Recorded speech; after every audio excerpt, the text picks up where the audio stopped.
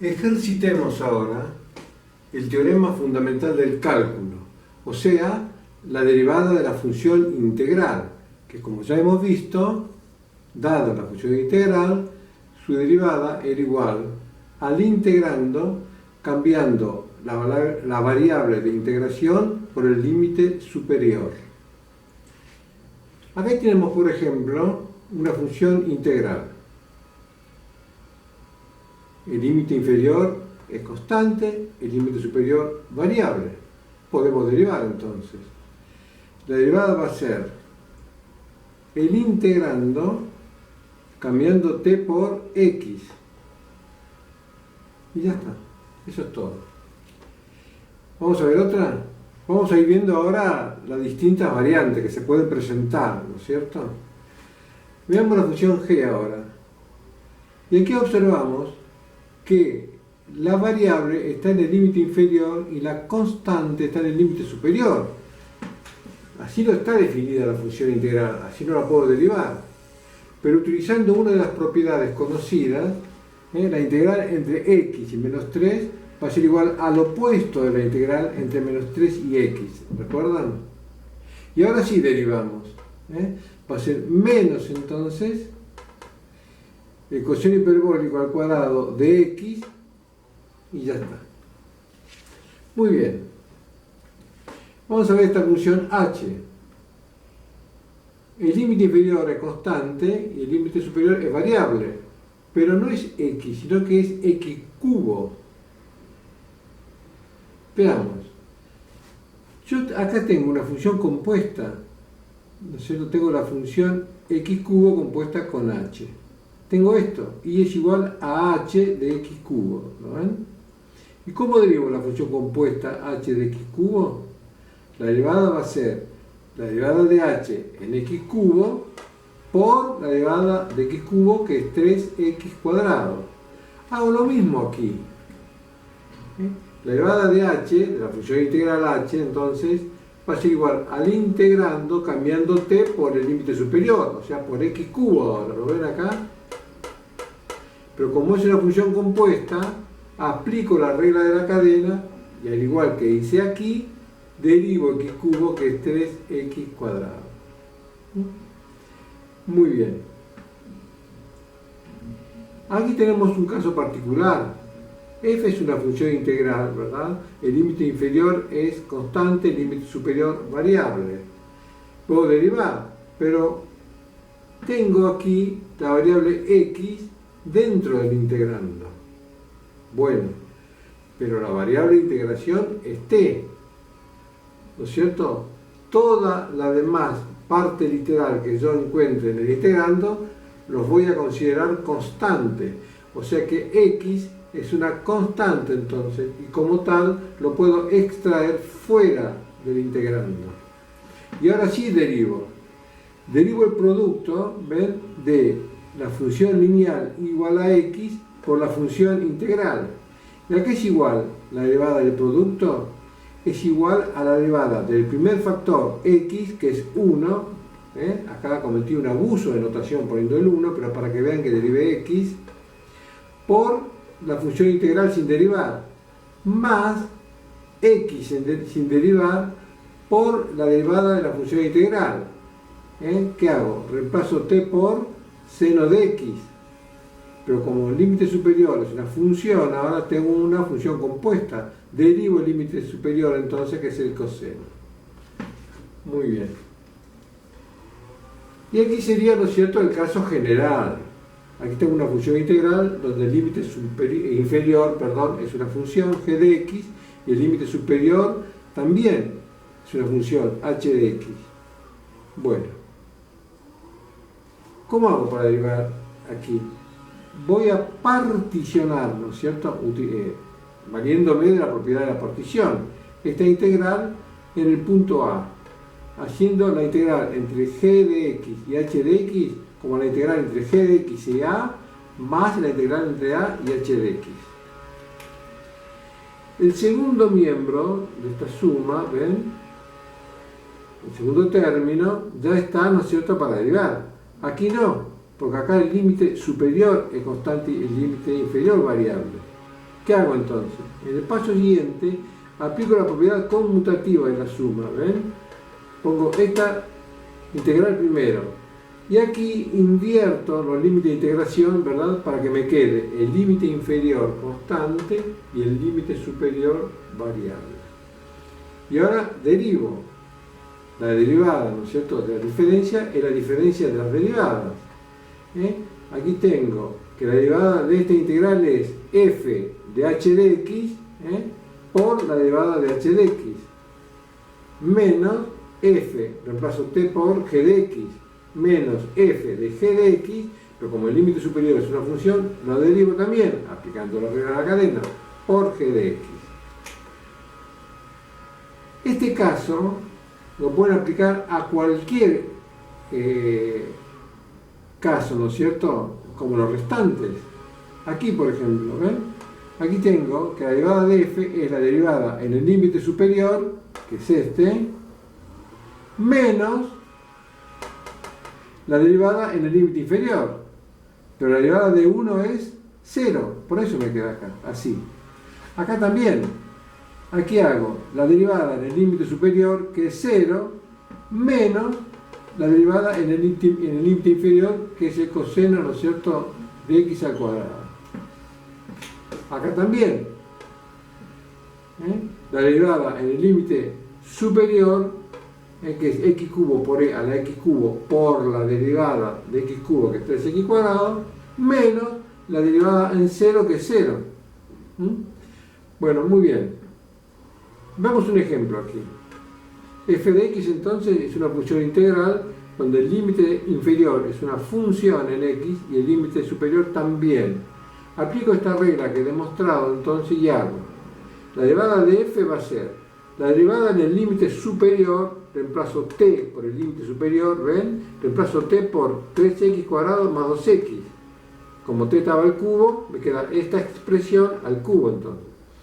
Por la derivada del límite superior, que es 6x más 2. Menos la derivada en el límite inferior. Reemplazo t ahora por seno hiperbólico de x.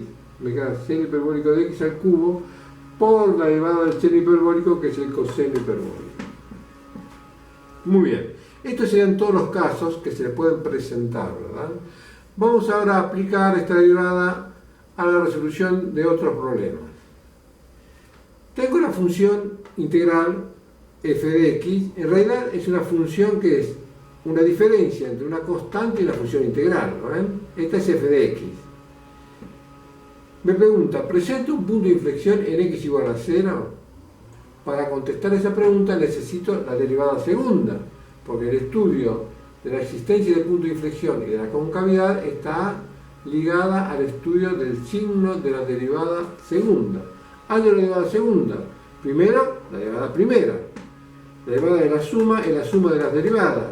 La derivada de 3 es 0, ¿no es cierto? Menos la derivada de la función integral, que es la derivada en el límite superior, que es 0, menos, por menos, más la derivada en el límite inferior, e a la menos x cuadrado. ¿Ven? Y sería por la derivada de x, ¿no?, que es 1. Muy bien. Ahora yo la derivada segunda, ¿no es cierto? Ya derivando aquí, la derivada de la función exponencial es la misma función exponencial por la derivada del exponente. Igual a la derivada segunda a 0, y me queda que menos 2 por x por e a la menos x cuadrado es igual a 0. La función exponencial es mayor que 0. Entonces menos 2 por x debe ser mayor que 0. O sea, menos 2, ¿no es cierto? Debe ser igual a 0. O sea que menos 2 es igual a 0, o x es igual a 0. Pero menos 2 es distinto de 0. Entonces x es igual a 0. En este punto, entonces, puede existir un punto de inflexión. Que se anule la derivada segunda en el punto 0 es condición necesaria para la existencia del punto de inflexión, pero no suficiente. Para ello tengo que ver que cambie el signo de la derivada segunda a izquierda y a derecha de 0. Estudio el signo de la derivada segunda, ¿no es cierto?, haciéndola menor que 0, ¿y qué observo? Que menos 2x por e a la menos x cuadrado debe ser menor que 0, pero la función exponencial es mayor que 0. Exijamos entonces que menos 2 por x sea menor que 0. Menos 2 por x menor que 0, ¿no es cierto? Debe ser uno positivo y el otro negativo, ¿verdad? Pero menos 2 es negativo, bueno, debe ser x positivo entonces. Hacemos lo mismo para la elevada segunda mayor que 0, consideramos la función exponencial mayor que 0, debe ser también menos 2 por x mayor que 0. Ambos positivos o ambos negativos, pero menos 2 es negativo, debe ser x también negativo. ¿Ven? Cambia la concavidad entonces a derecha y a izquierda de 0, la función presenta un punto de inflexión en el punto 0, 3. Un momento. ¿Y de dónde saqué que f de 0 es igual a 3? De aquí hallo la imagen. F de 0 es igual a 3 menos la integral, aquí reemplazo que por 0. La integral entre 0 y 0 de e a la menos t cuadrado por exponencial de t. ¿Pero a qué es igual la integral entre 0 y 0? 0, por eso me queda 3. Muy bien. Vamos a hacer otro ejercicio. Hallar f continua en el conjunto de números reales si se presenta esta igualdad. ¿Ven? Observen que acá tenemos, ¿no es cierto?, la variable de integración que es u y acá que es t. ¿Pueden ser distintas en una misma ecuación? Sí, no importa la variable de integración. Lo que interesa es el integrando y los límites de integración. Puedo poner cualquier letra yo aquí. Muy bien. ¿Qué hago entonces? Voy a derivar ambos miembros. Acá tengo la derivada de la función integral, que es igual al integrando f cambiando u por x. ¿No ven? F de x. Aquí tengo la diferencia, ¿no es cierto?, del producto de la función lineal por una exponencial menos una función integral. ¿A qué va a ser igual? A la diferencia de las derivadas. La derivada de este producto es igual a la derivada de x, que es 1, por e a la 2x sin derivar, más x sin derivar por la derivada de e a la 2x, que es e a la 2x, por la derivada de 2x, que es 2, menos la derivada de la función integral, que es igual al integrando cambiando t por x. ¿Qué hago en los siguientes pasos? Bueno, despejo f de x y me da la función continua que me solicitaban. Estos pasos son sencillos. Veamos el último ejercicio por ahora, el 12. Me dan una función que es una suma de una función cuadrática y una función integral. Y me piden que haya el polinomio de Taylor de grado 2 asociado, ¿no es cierto?, a g alrededor del punto 1. Muy bien. O sea, lo que tengo que hallar, aquí lo escribí, el polinomio de grado 2, ¿lo ven? Asociado a g alrededor del punto 1. O sea, va a ser igual a g de 1 más g' de 1 por x menos 1 más la derivada segunda de g en 1 sobre el factorial de 2 por x menos 1 al cuadrado. ¿Recuerdan? Polinomio de Taylor. Muy bien. ¿Qué necesito entonces? Necesito g de 1, la derivada de g en 1 y la derivada segunda en 1. Con esos tres valores ya tengo, ¿no es cierto?, los coeficientes que me están haciendo falta. Hallo g de 1 entonces. ¿Cómo hago? Y reemplazo x por 1. 1 al cuadrado es 1, y la integral entre 1 y 1, porque 1 al cuadrado es 1, ¿lo ven?, es 0. La integral entre 1 y 1. O sea que g de 1 es 1 entonces. Para hallar la derivada de g en 1, tengo que derivar g primero. La derivada de la suma es la suma de las derivadas. La derivada de x cuadrado es 2x, más la derivada de la función integral, que es igual al integrando cambiando t por x cuadrado. Pero como x cuadrado es una función, aquí también la derivo por 2x.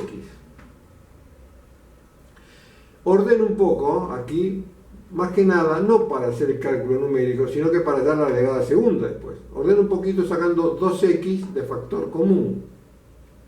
Y ahora sí hallo el valor de la derivada de g en 1, ¿no es cierto?, considerando que el seno de pi es igual a 0, va a ser igual a 4. ¿Qué me falta ahora? la derivada segunda de g en 1. Bueno, hallo la derivada segunda de g, derivando la derivada primera, que es esta que está aquí, que es la derivada del primer factor, 2x, que es 2, por el segundo factor sin derivar, ¿ven? Más 2x sin derivar por la derivada del segundo factor, que es la derivada de 1, que es 0, más la derivada de la función exponencial, que es la misma función exponencial por la derivada del exponente. La derivada del seno es el coseno de pi por x cuadrado. Pero como estoy aplicando la regla de la cadena, voy a derivar pi por x cuadrado, que es 2pi por x. Muy bien, hallo la derivada segunda en 1 ahora, haciendo cuentitas elementales, considerando el seno de pi igual a 0 y el coseno de pi igual a menos 1, me da finalmente 2 por 2 menos 2pi. Reemplazo estos tres valores en la fórmula que escribí al principio, me queda así. Simplifico el 2 con este 2 que es el factorial de 2, finalmente me queda aquí expresado, mi polinomio de Taylor de grado 2 asociado a la función g alrededor del punto x igual a 1 o bien también alrededor del punto 1. Vamos a graficar ahora una función integral. Vamos a considerar primero el gráfico de f minúscula definida en el intervalo cerrado 0,7 a los reales. Entre 0 y 4, f es la función constante igual a 1. Entre 4 y 6 es la función lineal menos x más 5. Y entre 6 y 7 es la función constante igual a menos 1. Y definamos también la función integral, ¿no es cierto?, del intervalo cerrado 0,7 a los reales, como una función integral entonces entre 0 y x de f de t diferencial de t. Antes de realizar el gráfico, vamos a calcular algunos valores de f mayúscula, de la función integral. F de 0 sería la integral entre 0 y 0, ¿verdad? Que es, como ya sabemos, 0. Aquí en el gráfico, el área bajo la curva de f es 0. Muy bien. F de 4, ven aquí, considerando en el gráfico cartesiano la unidad de medida como la medida de un cuadrado de grado 1, ¿lo ven acá? Entonces f de 4 va a ser 4 unidades de medida, o sea, va a ser igual a 4. F de 5 va a ser 4 unidades más la mitad, 45 décimos, 4,5. F de 6 va a ser 4,5, que es hasta aquí, F de 5, menos media unidad, o sea, 4,5 menos 0,5, 4.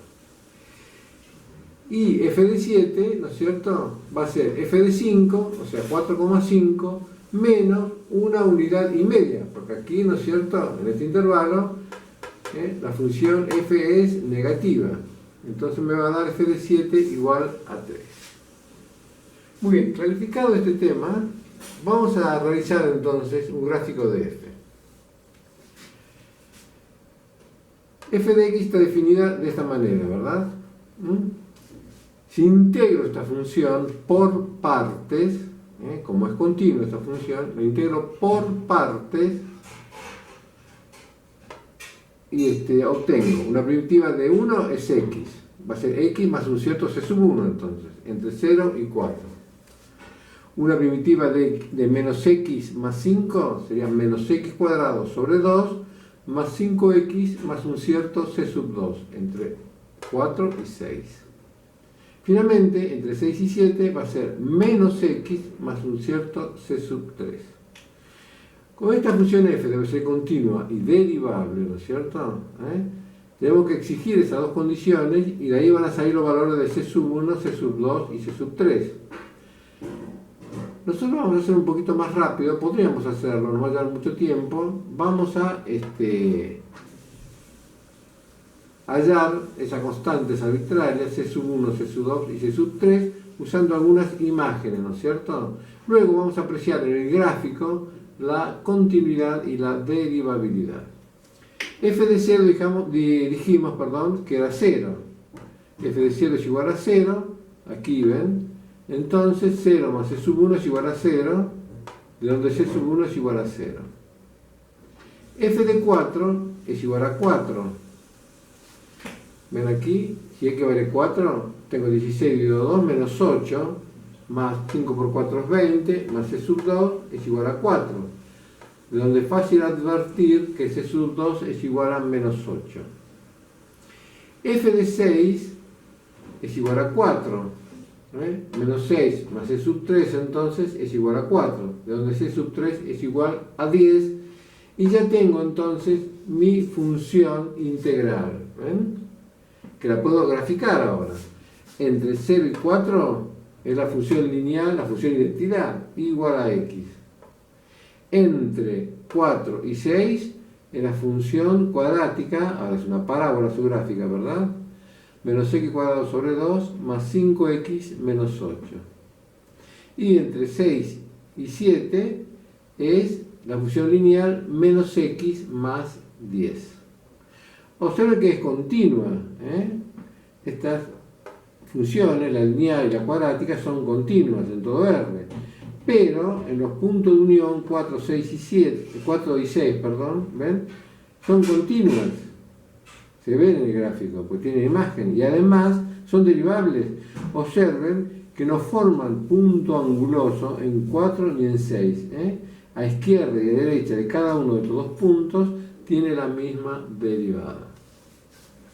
Muy bien. Ahí tenemos entonces la gráfica de la función integral. La vemos ahora de una forma distinta a la que la apreciamos hasta ahora, ¿no es cierto?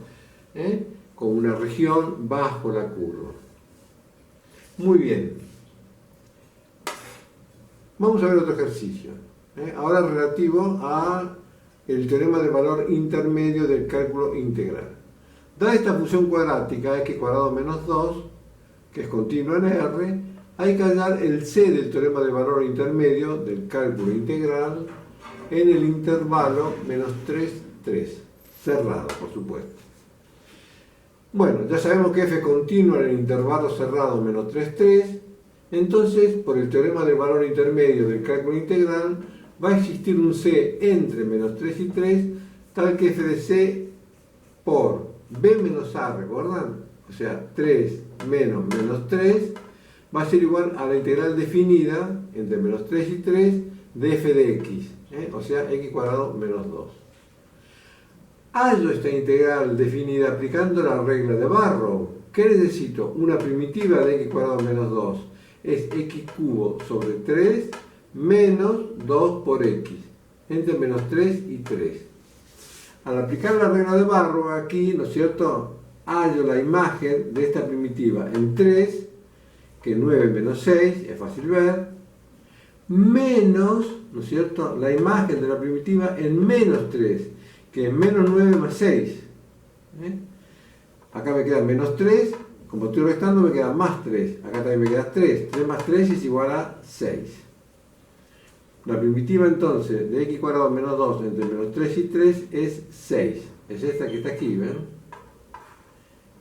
Es, considerando las áreas, ¿no?, esta área que está acá, más esta otra que está aquí, y aquí hay que restarle esta parte, y eso me da 6. Muy bien. Entonces, f de c por 3 menos menos 3, o sea, f de c por 6 es igual a 6, que es el valor de la integral, de donde f de c es igual a 1.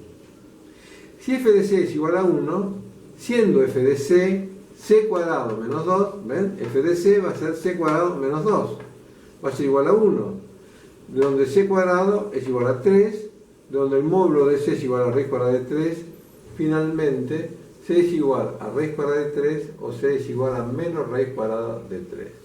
Y esto lo apreciamos aquí. ¿Ven? Acá tengo los c en azul, raíz cuadrada de 3 y menos raíz cuadrada de 3. Puedo tomar cualquiera de los dos. La imagen de ambos es 1. ¿Ven? Si yo multiplico 3 menos menos 3, b menos a, que es 6 por 1, que me da el área de este rectángulo, 6, que es igual a la integral. ¿Ven? Perdón. Muy bien. Observen cómo represento aquí, ¿no es cierto?, la integral definida como el área de un rectángulo, ¿verdad? Es equivalente entonces la integral definida, esta área bajo la curva, más esta área bajo la curva, donde es positivo la función cuadrática, menos el área bajo el eje X. Eso me da 6 también, al igual que este rectángulo. Muy bien. Vamos a hacer algunas integrales definidas ahora y sacando algunas conclusiones. Vamos a calcular, ¿no es cierto?, la integral entre 0 y 3 de x menos 2. Una primitiva es x cuadrado sobre 2 menos 2x. Lo evalúo, esta primitiva, en 3 y le resto la primitiva en 0. En 0 es 0. Y en 3 es 3 al cuadrado 9, 9 medios, menos 2 por 3, 6. 6 son 12 medios, 9 menos 12 menos 3. Menos 3 medios es la integral definida. ¿Cómo negativa? Sí, la integral definida puede ser negativa. Observen, ¿no es cierto?, que el área del triángulo por encima del eje X es menor que el área, ¿no es cierto?, del triángulo por debajo del eje X. Por eso me da negativo. Muy bien. O sea, la integral definida puede ser negativa, positiva o cero. Coincide con el área, ¿no es cierto?, de la región encerrada entre la curva y el eje X cuando la función toma valores no negativos, ¿no? Recordemos. Bueno, la integral entre menos 1 y 1 de la función cuadrática x cuadrado. Una primitiva, x cubo sobre 3, entre menos 1 y 1. La imagen en 1 es 1/3, y en menos 1, menos 1/3. Como resto, me queda 1/3 más 1/3, 2/3. Observen aquí, es este caso. Estas dos áreas son iguales en valor absoluto y son positivas, ¿lo ven? Además, x cuadrado es una función par. Entonces, ¿qué veo? Que si tengo una integral entre menos 1 y 1, o sea, entre menos, si f es par, y tengo una integral entre menos a y a de f de x, que es par, ¿no es cierto?, puedo hacer dos veces la integral entre 0 y a de f de x, ¿ven? En lugar de calcular entre menos 1 y 1, lo calculo entre 0 y 1, y lo multiplico por 2.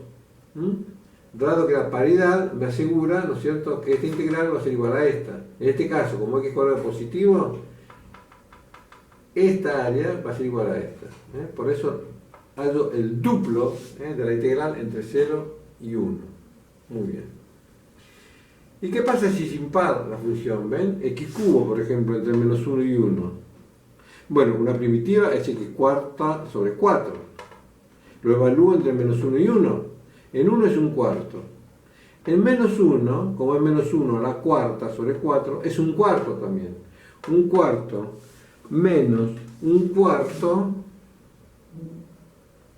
menos un cuarto es igual a 0. Claro, observen aquí. Esta figura también es simétrica. Estas dos áreas son iguales. Pero considerando la integral definida, aquí a la derecha de 0 es positiva y entre menos 1 y 0 es negativa. Iguales en valor absoluto, pero opuestas. Por eso me da 0. Entonces, si f es impar, la integral entre menos a y a de la función f me da 0. Tengan en cuenta esto. Bueno, finalmente otro ejercicio para ver un detalle. Vamos a ver la integral entre menos 2 y 0 de x por e a la x cuadrado por diferencial de x. Estas no son inmediatas como todas las restantes que hicimos hasta ahora. Pero yo que tengo acá un e a la u, si considero mi u x cuadrado, la derivada de u es 2x. Aquí tengo x, me falta el 2. Pero si difiere en una constante de la derivada, igual puedo aplicar el método por sustitución. Hago u entonces igual a x cuadrado, de donde el diferencial de u es igual a la derivada de x cuadrado 2x por diferencial de x. Divido por 2 y me queda x por diferencial de x como diferencial de u sobre 2. Hago la sustitución, observen. En un medio, ven acá diferencial de u sobre 2, este un medio lo saco fuera de la integral. Y me queda entonces e a la u y x por diferencial de x es diferencial de u. ¿Pero qué pasó con los límites de integración acá que han cambiado? Por lo menos el inferior. Bueno, porque no solamente he sustituido la variable x, sino que también he sustituido los límites de integración. Aquí los límites de integración están en función de x. Acá x es igual a menos 2 y x es igual a 0. Como acá yo sustituyo por u, ¿qué hago? Sustituyo también, ¿no es cierto?, los límites de integración y lo pongo en función de u. Digo, si x es igual a menos 2, ¿ven? Si x es igual a menos 2 al cuadrado, ¿cuánto es? 4. U entonces es igual a 4. Si x es igual a 0, 0 al cuadrado, 0. U también es igual a 0. ¿Ven? Esto me ahorra tiempo y trabajo. No tengo que volver, ¿no es cierto?, a expresar, ¿no es cierto?, la primitiva en función de x. Si hago eso, sí, lo hago entre menos 2 y 0. Y me va a dar el mismo resultado. Entonces lo trabajo en función de u, ¿verdad? Y me da este resultado en definitiva, ¿no es cierto? Si hubiera hecho en función de x, hubiera restituido la variable x y me daba e a la x al cuadrado acá. En 0 me hubiera dado igual, e a la 0. Pero en menos 2, aquí, en lugar de 4, hubiera tenido menos 2, aquí hubiera tenido x cuadrado. Menos 2 al cuadrado también es 4. Hubiera dado exactamente lo mismo. Entonces, en las integrales definidas, si sustituimos la variable de integración, también podemos sustituir los límites de integración para facilitar el cálculo. Comencemos ahora con cálculo de áreas. Si una función en un intervalo cerrado es no negativa, o sea positiva o 0, entonces el área va a coincidir con la integral definida de f entre a y b. Veamos un ejemplo. Calcular el área de la región comprendida entre la gráfica de f de x igual a 4x menos x cuadrado y el eje x de las abscisas. Encuentro las raíces para graficar, ¿no es cierto?, y el vértice para graficar la parábola. Observo que es no negativa, o sea, es positiva o 0, en 0 y 4, por lo tanto, voy a aplicar entonces esta definición. El área va a coincidir con la integral definida de la función entre 0 y 4. Hay una primitiva de la función, la primitiva de 4x es 2x cuadrado, porque derivada me da 4x, menos x cubo sobre 3, entre 0 y 4. Hago la imagen de esta primitiva en 4 menos la imagen en 0, que es 0. La imagen en 4 es 4 al cuadrado, 16 por 2, 32, menos 4 al cubo es 64 tercios. Hago la diferencia y me da 32 tercios, que es el área, ¿no es cierto?, de la región encerrada entre la gráfica de la función y el eje x. Tengo que observar que 32 tercios, así de un vistazo, ¿no?, es aproximadamente 11 unidades de medida, que es este cuadradito, ¿no es cierto?, del lado 1, como dijimos antes. ¿Ven? Bueno, y aquí más o menos entran 11 unidades de medida, aproximadamente. Si me da 400, bueno, dudo, ¿no? Aquí no entran 400 unidades de medida. Si me da un centésimo, también. Y si me da negativo, bueno, me entregan la hoja, le pongo el 1 y se va. Bueno, ahora, si la función en un intervalo cerrado toma valores negativos, o 0, entonces el área va a coincidir con el opuesto de la integral definida. Veamos un ejemplo. La función seno, ¿no es cierto?, y el eje x, con x entre 0 y 2pi. Grafico la función. Entre 0 y pi la función es no negativa, es positiva, y entre pi y 2pi es negativa. Por lo tanto, el área va a ser la integral definida de la función seno entre 0 y pi menos la integral definida de la función seno entre pi y 2pi. Entonces, una primitiva del seno es el menos coseno. entre 0 y pi menos una primitiva del seno otra vez, el menos coseno entre pi y 2pi. Bueno, aplico la regla de Barrow y obtengo esto. Coseno de pi es menos 1, mira que coseno de 0 y 2pi es 1. Por lo tanto me da 1 más 1 más 1 más 1 igual a 4.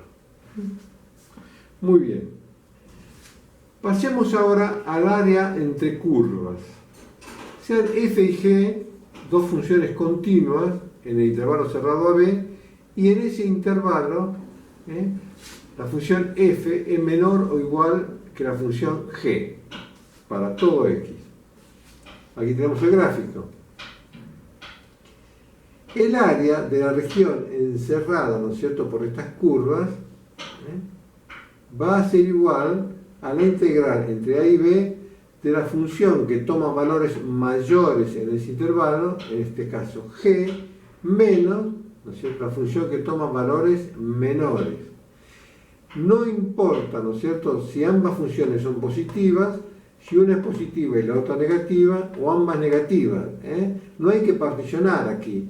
Se calcula la integral de punta a punta entre a y b, ¿no es cierto?, haciendo la integral entre la diferencia de la función que toma valores mayores menos la función que toma valores menores. Siempre así. También solemos decir techo menos piso. Es muy práctico eso. Veamos un ejemplo. Del práctico, el 18a.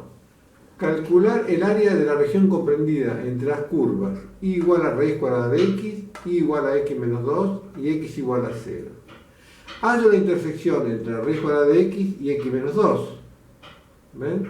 Igualándolo, elevo al cuadrado, resuelvo la función cuadrática y me da x igual a 4 y x igual a 1. Aquí no habla de funciones, sino que de curvas. Esta función, esta curva igual a raíz cuadrada de x, me define, ¿no es cierto?, implícitamente dos funciones, y igual a raíz cuadrada de x e y igual a menos raíz cuadrada de x. Esta sería el área, esta que está rayada y punteada, ¿no es cierto?, encerrada por la gráfica de y igual a menos raíz cuadrada de x, la recta igual a x menos 2 y x igual a 0. ¿Cómo calculo entonces el área entre estas tres curvas? Bueno, hago la integral entre 0 y 1, ¿ven?, del techo, la roja, igual a menos raíz cuadrada de x, menos el piso, la recta, igual a x menos 2. Hago eso, ¿ven? Aquí, techo, menos raíz cuadrada de x, menos el piso, igual a x menos 2, entre 0 y 1.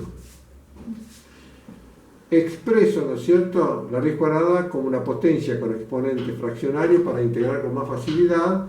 Saco el paréntesis aquí, hay una primitiva, x a la 1 medio más 1 es x a la 3 medios, dividido 3 medios, o sea, por 2 tercios. No nos olvidemos del menos aquí. Una primitiva de x es x cuadrado sobre 2, y de 2 es 2x, entre 0 y 1. En 0 la imagen es 0 de esta primitiva, en 1 es menos 2 tercios, menos 1 medio más 2, que es 5 sextos. Observemos, 5 sextos es menor que 1. Esta es el área, ¿no es cierto?, de la unidad de medida en el sistema cartesiano. Aquí tenemos 1 medio, porque tenemos la mitad del cuadradito, aquí lo ven, más un área que es un poco más chiquita, ¿ven?, que 1 medio, porque tiene una curvatura, ¿no es cierto?, cóncava hacia arriba, aquí lo ven. Entonces, esto es menos que 1 medio. Podría ser 1 tercio. Bueno, la suma me da 5 sextos, entonces. Es razonable, entonces, la medida de esta área para el gráfico. Vamos a integrar ahora, para calcular el área, sobre el eje Y. Si torcemos un poco la cabeza y vemos, ¿no es cierto?, el gráfico de esta forma, aquí tenemos una parábola, la parábola x igual a y cuadrado, ¿ven? De aquí, x es igual a y cuadrado, elevando al cuadrado ambos miembros. Aquí despejo x y me queda x igual a y más 2 y x igual a 0. Entonces, tengo, ¿no es cierto?, esta área sobre el eje y va a ser la integral entre menos 2 y menos 1, ¿no es cierto?, de la recta y más 2 menos 0, que sería x igual a 0, me queda así, más la integral entre menos 1 y 0, aquí tengo x igual a y cuadrado, y cuadrado entre menos 1 y 0, entonces. Resuelvo fácilmente, ¿no es cierto?, esta integral y me da la misma área que la anterior. Recuerden, se puede entonces también cambiar el eje cuando integramos, cuando conviene. En este caso no era tan difícil. Bueno, vamos a volver sobre esto en algún otro ejercicio seguramente. Vamos a hacer el último ejercicio, por ahora, el 25 del práctico. Hallar el número a positivo, real, tal que el área comprendida entre el gráfico de esta función f de x, que es 2 por la raíz cuadrada de x menos 6, y el eje x, con x entre 0 y a. Y esta área tiene que ser igual a 36. Grafico la función y obtengo aquí dos áreas, un área por debajo del eje x y otra área por encima del eje x. La llamé área 1 y área 2. El área, que es igual a 36, va a ser la suma de estas dos áreas entonces. Calculo primero el área 1, que es la integral entre 0 y 9 de menos, ¿no es cierto?, ven acá, la función. Observen esto. Si esta área 1 me da igual a 36, está claro entonces que el área 2 vale 0 y a es igual a 9. Eso es inmediato. Si el área 1 es mayor que 36, entonces a está entre 0 y 9. Si el área 1 me da menor que 36, entonces a va a ser mayor que 9. Bueno, comienzo entonces calculando el área 1, haciendo el opuesto de la integral, porque está por debajo del eje x, ¿lo ven?, de la función. Expreso así, potencia con exponente fraccionario, al radical, para integrar más fácil. Hallo las primitivas, muy sencillas, ya las damos antes también, por aquí. Y aplico la regla de Barrow. Hallo la imagen en 9 menos la imagen en 0, que es 0. La imagen en 9 es 9 al cubo. No hallo 9 al cubo. Aplico la propiedad distributiva, ¿no es cierto?, de la radicación con respecto al producto. 9 al cubo es 9 por 9 por 9. La raíz cuadrada de 9 es 3. Entonces me queda 3 por 3 por 3, 27, dividido 3, 9. 9 por 4, 36. Aquí me queda 9 por 6, 54. Hago cuentitas, aplico, ¿no es cierto?, el signo menos acá y me da 18. 18 es menor que 36, es la mitad exactamente. Está claro entonces que a es mayor que 9. Ahora sí, calculo el área general ahora, haciendo el área 1, que es 18, más el área 2, que es la integral entre 9 y a de la función, ya positiva aquí, porque está por encima del eje x. Bueno, la misma primitiva, ahora entre 9 y a, aplico la regla de Barrow, observan acá, 54 menos 36 me da también 18. 18 más 18 es 36. En el paso siguiente, igualo esta área ya a 36. Entonces cancelo estos 36. Aquí tengo a cubo, que es a cuadrado por a. El a cuadrado, como a es positivo, lo extraigo fuera del radical y me queda de esta manera. Saco a de factor común en el paso siguiente y me queda expresado así, igualado a 0. Si un producto de dos números me da 0, uno es igual a 0 o bien el otro es igual a 0. A no puede ser igual a 0, porque A es positivo. Entonces debe ser 4 tercios de A menos 6 igual a 0, de donde 4 tercios por la raíz cuadrada de A es igual a 6. Y de donde A es igual a 6 por 3 es 18, dividido 4, ¿no es cierto? 18 cuartos, 9 medios. Al cuadrado, 81 cuartos. A debe valer entonces 81 cuartos para que el área, ¿no es cierto? Área 1 más área 2 sean igual a 36. Continuemos calculando área entre curvas. Hagamos el ejercicio 26 de la práctica. Hallar el número C mayor que 1, de modo que el área de la región limitada por las curvas y igual a e a la menos 2 por x menos 5 y igual a e a la 2 por x menos 5 e igual a c sean igual a 1. Igualemos estas funciones para ver la intersección. Como estas dos funciones exponenciales tienen igual base, deben ser iguales los exponentes, de donde es fácil ver que x es igual a 5. Si es igual a 5 y es igual a 1. Graficamos entonces las dos funciones exponenciales. Esta es estrictamente decreciente y esta es estrictamente creciente. Aquí lo tenemos. Y son simétricas con respecto al eje x igual a 5. Trazamos también para c mayor que 1, ¿no es cierto? La recta y igual a c, la función constante y igual a c. Nos queda entonces esta región aquí entre las gráficas de las funciones exponenciales y de la constante y igual a c. Esa área mide 1 y tenemos que hallar el valor de c para que ello ocurra. Muy bien, vamos a trabajar sobre el eje y, porque sobre el eje x tendremos que hallar esta intersección y esta, y se va a complicar un poco, ¿no es cierto? Así que vamos a trabajar sobre el eje y, que aparece como más fácil.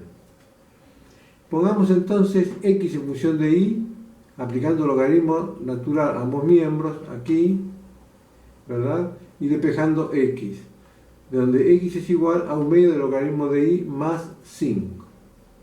Entonces vamos a integrar, ¿no es cierto?, sobre el eje y, haciendo esta función exponencial, ¿lo ven? Que aquí la he transformado en una logarítmica sobre el eje y. Esta es ahora sobre el eje y, es x igual a un medio del logaritmo de y más 5. Entonces, calculo el área sobre el eje y del techo, que es la roja, menos el piso, que es x igual a 5, entre 1 y c. Estoy calculando la mitad, ¿no es cierto?, de esta área, que vale 1. Por eso lo multiplico por 2. El área es entonces 2 veces la integral entre 1 y c del techo, x igual a un medio del logaritmo de y más 5, menos el piso, que es x igual a 5, menos 5. ¿Lo ven aquí? Cancelo los 5, entonces simplifico un medio con 2 y me queda la integral entre 1 y c del logaritmo de y, que haciéndolo por partes, como ya hemos visto, me da y por logaritmo de y menos y. Lo evaluamos entre 1 y c. En c menos la primitiva en 1. El logaritmo de 1 es 0. Cancelo este 1 con este 1 al igualar ya, ¿no es cierto?, esta integral al área, que es 1. Y me queda así. C por logaritmo de c menos c igual a 0. Sacando c de factor común, me queda c por logaritmo de c menos 1 igual a 0. O c es igual a 0, o logaritmo de c menos 1 es igual a 0. C no es igual a 0 porque es mayor que 1. Entonces, logaritmo de c es igual a 1, de donde es fácil ver, por definición de logaritmo, que c es igual a e. Le damos el valor de c. Observen qué simple fue, ¿no es cierto?, al trabajar sobre el eje y.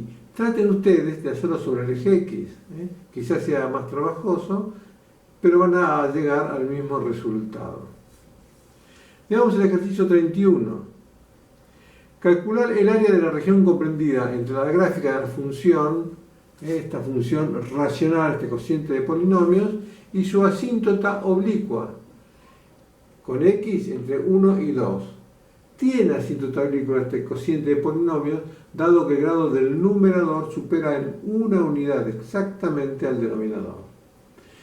Vamos a hacer el cálculo de la asíntota oblicua. Primero la pendiente m, haciendo el límite, ¿no es cierto?, cuando x tiende a infinito, de la razón entre la función y x. Basta multiplicar por x el denominador, acá me queda x cubo, para dividir por x. Acá el límite en el infinito es 1, porque es un cociente de infinito, cociente de polinomios, de igual grado. Entonces el límite va a ser el cociente de los coeficientes principales, 1 sobre 1, 1. M vale 1 entonces. Calculamos la ordenada del origen b ahora, haciendo límite en el infinito de la diferencia entre la función y la pendiente hallada por x, que es 1, ¿lo ven aquí? Me queda un caso de indeterminación del tipo suma de infinitos de distintos signos. Ya hablamos sobre esto. ¿Cómo se resuelven? Cuentas. Hacemos cuentas, cancelamos los x cubos, ¿no es cierto? Aquí no lo he hecho. Vamos a hacerlo ahora. Cancelo los x cubos. Y me queda ahora un cociente de polinomio de igual grado en el infinito. Es igual al cociente de los coeficientes principales. Menos 3 sobre 1, menos 3. B vale menos 3, entonces mi asíntota oblicua es igual a m menos 3. Grafico la asíntota, grafico la función, hallando primero las raíces, ¿no es cierto?, utilizando el teorema de Gauss, ya conocido por ustedes, donde observo que 2 es raíz doble. Entonces la gráfica de la función va a ser tangente, ¿no es cierto?, o mejor dicho, el eje x va a ser tangente a la gráfica de la función en el punto 2, pues es raíz doble. La otra raíz es menos 1. El límite, cuando x tiende a 0, donde es discontinua la función, ¿no ven?, es más infinito, ¿ven? El denominador siempre tiende a 0 positivo, es el infinitésimo positivo. El numerador tiende a 4, es más infinito entonces el límite en 0, ¿lo ven ahí? Grafico aproximadamente la función e intento calcular el área entonces del techo, la función, menos el piso, su asíntota, entre 1 y 2. Aquí voy a aplicar la propiedad distributiva de la división con respecto a la suma algebraica a la derecha. X cubo sobre x cuadrado es x. 3x cuadrado dividido x cuadrado es menos 3, más 4 sobre x cuadrado, menos x más 3 sacando el paréntesis. Cancelo los 3 y las x aquí y me queda esta integral de 4 sobre x cuadrado, ¿no es cierto? Escribo, el 4 saco fuera la integral, 1 sobre x cuadrado lo escribo como x a la menos 2 y de ahí en más es muy fácil integrarlo. Me queda menos 1 sobre x por 4, me queda menos 4 sobre x, entre 1 y 2. Hallo entonces, aplicando la regla de Barrow, la imagen de la primitiva en 2, que es menos 2, y le resto, me queda menos por menos más, la imagen en 1. 4 sobre 1, 4. 4 menos 2 es 2. 2 entonces es el área buscada.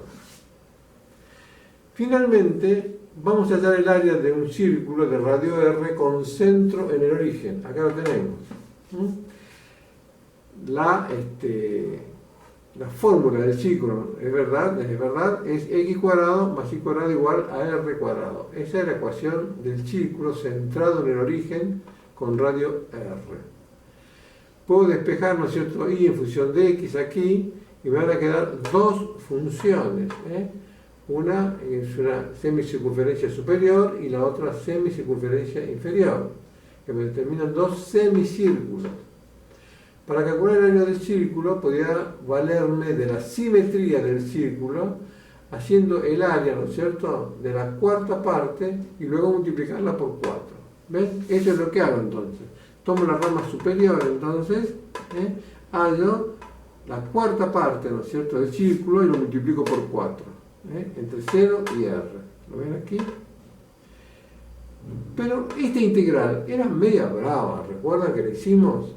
Cuando hicimos esa sustitución trigonométrica, sacando r cuadrado de factor común, reemplazando x cuadrado sobre r cuadrado por el seno de t, y después había que restituir la variable, era todo un problemón.